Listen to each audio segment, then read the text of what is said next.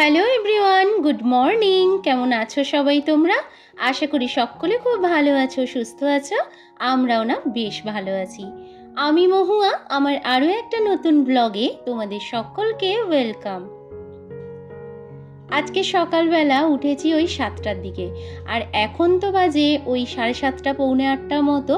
আর এখন থেকে তোমাদেরকে সাথে নিয়ে আজকের ব্লগটা স্টার্ট করছি। আই হোপ যে তোমাদের ব্লগটা ভালো লাগবে। সকালবেলা উঠে আজকে আগে বাসি কাজগুলো সমস্ত সেরে নিয়েছি। যা গরম পড়েছে, সারাদিনের মধ্যে তো 3 থেকে 4 বার স্নান হয়েই যাচ্ছে। তোমাদের আগেও আমি এ কথাটা বলেছি, মানে থাকাই যাচ্ছে না, ওই জন্য আজকে আগে বাসি কাজগুলো সেরে নিয়ে স্নান করে ফেলেছি। আর পা মোছাগুলো না এত নোংরা হয়েছিল, সেগুলোকে আজকে কাচবো বলেই কিন্তু স্নানটা করে নিয়েছি আর কি বলতে পারো। এগুলো দেখো ঘৃণা করার মতো কিছুই না, কিন্তু তবুও যেহেতু আমরা তো আর একা একা ওগুলোতে পাটা মুছি না, বলো না। সকলে যে বাড়িতে যে সমস্ত লোকজন আসেন সবাই ওগুলোতেই পা মোছামুছি করেন। তো সেই জন্য ভাবলাম যে ওগুলো যখন কাচাকুচি করবই, তাহলে চলো আগে স্নানটা সেরে নিই। তো স্নান সেরে চলে এসেছি রান্নাবান্নার দিকে। আর আজকে একদম নর্মালি রান্না করব, যা গরম পড়েছে, মাছ টাছ কিছুই ভালো লাগছে না। শুধুমাত্র রুদ্রর জন্য একটা মাত্রই ডিম আমি ভাতে দিয়ে দিয়েছি। আর আজকে আমাদের করব ডাল একটু, আর এই যে শাক ভাজা করছি, শাকটা ধুয়ে রেখে দিয়েছিলাম। আজকে একটু কলমি শাক ভাজা করব পেঁয়াজ দিয়ে। আর আজকে না শুকনো লঙ্কাটা বাড়িতে শেষ হয়ে গেছে, তো সেই জন্য 2টো কাঁচা লঙ্কাই দিয়ে নিলাম। তো ওই যে 2টো কাঁচা লঙ্কা দিয়ে কলমি শাকটা ভাজা করব। আর পটলটা তো ভেজে রেখেইছি, তোমরা দেখতেই পাচ্ছ। আর ব্যাস, আজকে আর কিছু করব না। ডাল, পটল ভাজা, আলু ভাতে আর একটু শাক ভাজা, ব্যাস। আর এই যে তোমাদের দাদা ভাই আমাকে সকালবেলাই আজকে বলে গিয়েছিলেন যে যাই করো নাই করো বাবা, আমাকে কিন্তু 2টো অন্তত পক্ষে ডালের বড়া একটু ভেজে দিও। আর আজকে ওই জন্য এই যে 2 রকমের ডাল আগে থেকেই ভিজিয়ে রেখেছিলাম। এর মধ্যে রয়েছে মুসুর ডাল আর ছোলার ডাল। তো সেগুলোকেই একটুখানি পেঁয়াজ আর কাঁচা লঙ্কা দিয়ে ভাজা করব। আগে না এই বড়াগুলোকে ভেজে রেখে দেব, আবার কিন্তু খাবার সময়ে একবার ভাজতেই হবে। তা না হলে কীরকম যেন একটা সেই নেতিয়ে মতো যায়। তো আমার ওটা আবার ভালো লাগে না, একটু বেশ মানে একটু কুরকুরে মচমচে টাইপের হবে, তবেই কিন্তু ভালো লাগে। তো এই যে ডালের বড়াগুলোকে একদম ভেজে নিচ্ছি। আর ওদিকে ডালটাকে দেখো একটু সেদ্ধ বসিয়ে দিয়েছি কুকারে করে। তো ওটাকে এই যে সাঁতলানো আমার হয়ে গেছে। আর আজকের রান্নাবান্না ব্যাস ঝটপট কমপ্লিট হয়ে গেছে। এই গরমের মধ্যে না আমার না একদম ভালো লাগছে না, জানো তো। শুধুমাত্র আমার কেন, আমি মনে করি যে প্রত্যেকটা মানুষই কিন্তু গরমের মধ্যে একদম অস্থির হয়ে যাচ্ছেন। বিশেষ করে বাচ্চাদের বলো আর পশু পাখিদের বলো, এতটাই কষ্ট হচ্ছে। আমাদের ছাদে তো তোমরা জানোই যে অনেক গাছ রয়েছে। তো ওখানে দেখছি যখন ওই যে পাখিরা আসে না, ফল খেতে আসে, আমাদের তো ছাদে হয়েছে, আম হয়েছে, জামরুল হয়েছে, তোমরা তো আগেও দেখেছো। তো ওগুলো যখন খেতে আসে তখন দেখি মাঝে মধ্যে যে পাখিগুলো না কীরকম একটা হাঁপিয়ে মতো যায়। তার জন্য একটা ব্যবস্থা করে রাখা হয়েছে, ওই 2-1টা জায়গাতে না তোমার জল রাখা হয়েছে, 2-1টা কন্টেনারে করে কিছুটা কিছুটা করে জল রেখে দিয়েছি, যাতে করে ওদেরও একটুখানি স্বস্তি হয়। কেননা উপরে জলটা তো আমাদের সেভাবে থাকে না। আর তার সত্ত্বেও কি হচ্ছে বলো তো, এই যে জলটা রেখে দেওয়া হচ্ছে কিন্তু ওটা না গরম হয়ে যাচ্ছে। কিন্তু কি আর করব বলো, পাল্টাতে তো ওইভাবে যাওয়া যায় না। তো ওইভাবেই রেখে দিই, যাক এরকম করেই রাখা হচ্ছে। তো আজকে দেখো আমার রান্নাবান্না কমপ্লিট হয়ে একদম সিঙ্কটাকেও পরিষ্কার করে নিয়েছি। আর কিচেনের জায়গাটা তো পরিষ্কার করেই নিয়েছি। এই যে চলে এসেছি চিরুনিগুলোকে পরিষ্কার করতে। তো এটা আবার কি কাজ তোমরা বলবে, তাই না?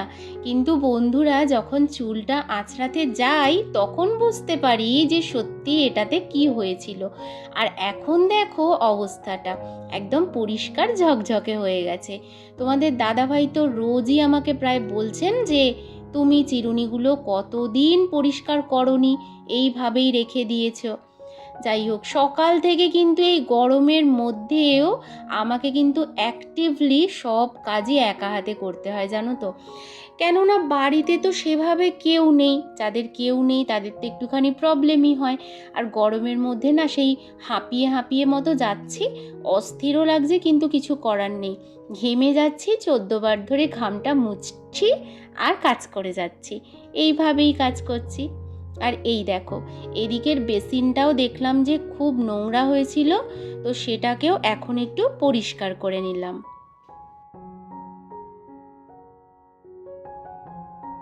রোদ্দুরের যা তেজ হয়েছে, সকালবেলা তো তোমরা দেখেইছিলে পা মোছাগুলো আমি উপরে দিয়ে এসেছিলাম, আর রান্নাবান্না সব কিছু করে উপরে জামা কাপড়টা তুলতে গিয়ে দেখি যে পা মোছাগুলো শুকনো হয়ে গেছে। তো ওগুলোকে নামিয়ে নিয়ে এসে আর পেতে দিলাম। আর এখন চলে এসেছি, দেখো এই যে গাছগুলোকেও দেখছি যে একদম কীরকম যেন একটু শুকনো শুকনো হয়ে গেছে। তো ফ্রিজের মধ্যে জল ছিল, এই ঠান্ডা জলগুলো একটু একটু করে না মাঝে মধ্যে এই গাছগুলোতে, মানি প্ল্যান্টের গাছগুলোতে দিয়ে দিই। এইগুলো যদি ঘরের মধ্যে রাখা হয়, প্রচণ্ড পরিমাণে কিন্তু ঘরটা বেশ ভালোই ঠান্ডা হয়।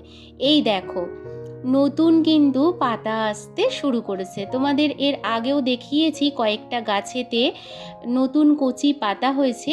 গাছগুলো না বেশ ভালো মতোই কিন্তু গ্রো করছে। আমি বিভিন্ন এই যে বাটলগুলোকে একটুখানি DIY করে দিয়েছি, তো করে এই যে চারিদিকে একদম বসিয়ে দিয়েছি। ঘর ঠান্ডা রাখার জন্য এটা কিন্তু খুব একটা ভালো প্রসেস, তোমরাও কিন্তু করে দেখতে পারো, আশা করি লাভ হবে। এই দেখো, এটাতেও কিন্তু কচি পাতা এসেছে বন্ধুরা, দেখে মনটা বেশ খুশি খুশি হয়ে যাচ্ছে। চারিদিকে গাছগুলোতে একদম কচি কচি পাতা হয়েছে। এখন লাইটগুলো সমস্ত নিভিয়ে নিচ্ছি। আমি তো লাইট জ্বেলেই রোজ রোজ ভিডিও করি, তোমরা প্রত্যেকেই জানো মোটামুটি। তো আমার লাইটগুলো সমস্ত নেভানো হয়ে গেল। আর এখন যেহেতু দুপুর হয়ে গেছে, তো জানালাগুলো বন্ধ করে নিই। আমার না শরীরটা কালকে থেকে বেশ একটু ভালোই নয়, মানে শরীরটা একটু ম্যাচ ম্যাচ করছে।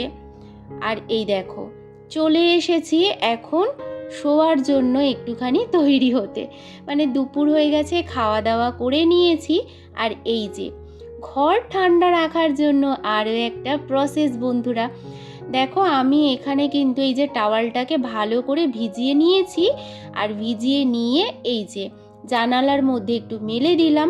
ওদিকে দেখো রুদ্রবাবু একদম অচেতন হয়ে গেছে, ও আগেই একটু ঘুমিয়ে গিয়েছিল।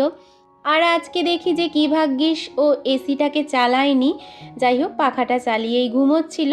আর এখন আমি একটুখানি এসিটা চালিয়ে নেব। আর ওই দিকে যে টাওয়ালটা দিয়ে নিয়েছি, পাখাটা চালিয়ে দিয়ে আর টাওয়ালটা দিয়ে রেখেছি, বেশ কিছুক্ষণ পরে কিন্তু ঘরটা একদম পুরোপুরি ঠান্ডা হয়ে যাবে।